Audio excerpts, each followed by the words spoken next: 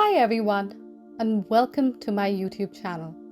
My name is Ambica Uppal, in case you don't know me from somewhere and just happen to stumble upon this video. Well, welcome.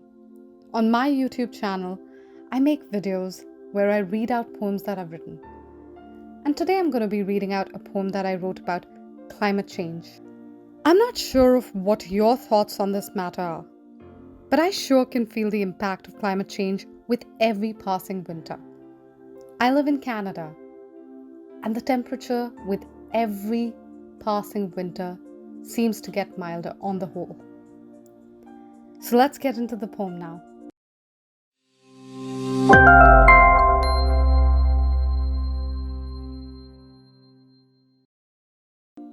The clouds burst spewing out acid and cried out loud in pain.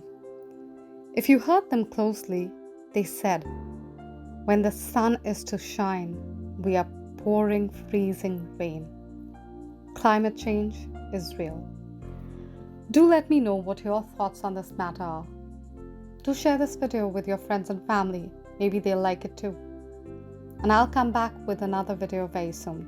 Until then, stay safe, be good to the environment. Bye.